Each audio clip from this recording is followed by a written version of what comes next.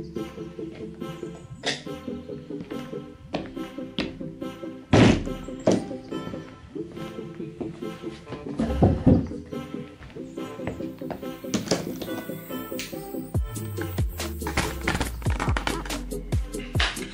up everybody, new week, new video, and today's video is gonna be something really exciting, but it's a bit warm in good old Germany, so I have to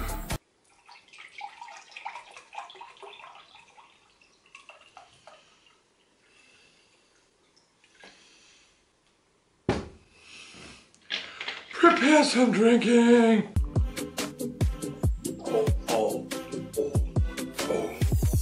Never brush your teeth. Oh, I drink. So welcome back, new week, new video. Finally! Yeah, I know there's too much time between every video. That's how it is sometimes.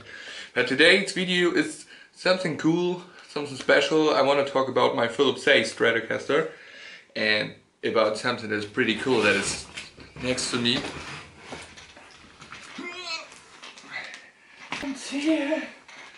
Can you see that? Oh! Yeah, it has something to do with all of that. And yeah, that is an original plectrum that Sayce used a couple of years ago. Ow!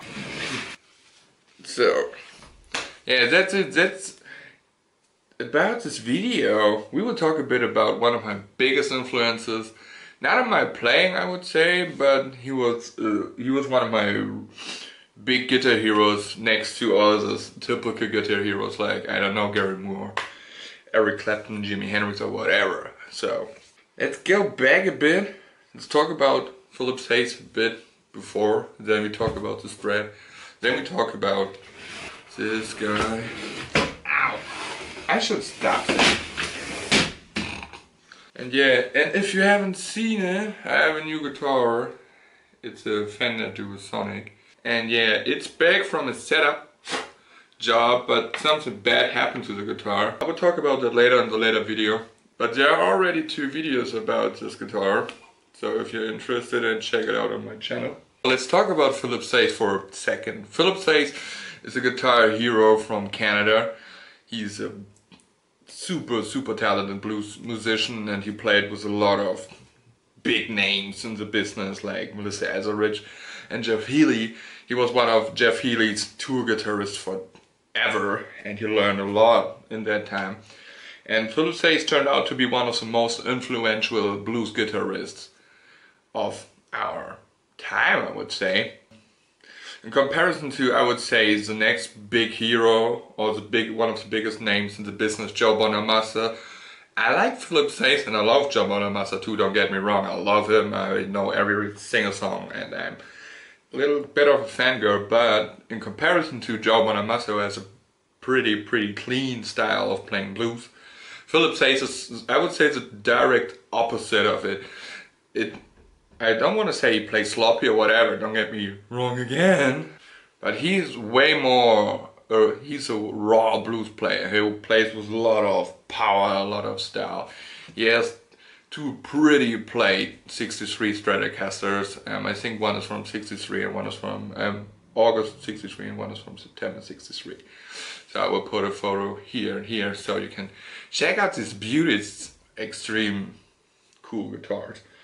And today I want to talk about my Sayce Stratocaster. First I have to say, maybe it's not what you think, but there's a cool story behind all of that, and I think it's worth it to play and to talk about it. Yeah, let's check it out. So, that's my Sayce Stratocaster, and as I said, maybe it's not what you think. So, it's this one. It's a black Stratocaster, as you can see. It's pretty damn played, as you can see. It has signs on the headstock and everything. As you can see, maybe at the headstock it says Squire Strat. And yeah, maybe it's not a Sayce Stratocaster really, but For me, it is my Philips Sayce Stratocaster, and it is best because of two reasons. Reason one, it was my first guitar ever. I received it when I was 17, November 2007. But it has this Philips Sayce signing on it. Yeah, and that's his name, written on my Stratocaster at a concert in Bremen, that is a city in Germany. He played at the Blues Music Club, I would think was the name. We can check it out because I have the ticket on my wall. Meisenfrei Blues Club in Bremen on 12th of July 2011. And I think that was also the gig where I catched his plectrum.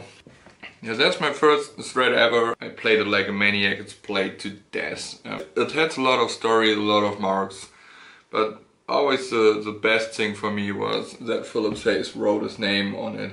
Even when I think I stopped playing it shortly after he wrote his name on it, because it is a Squire and it is not the best Strats ever.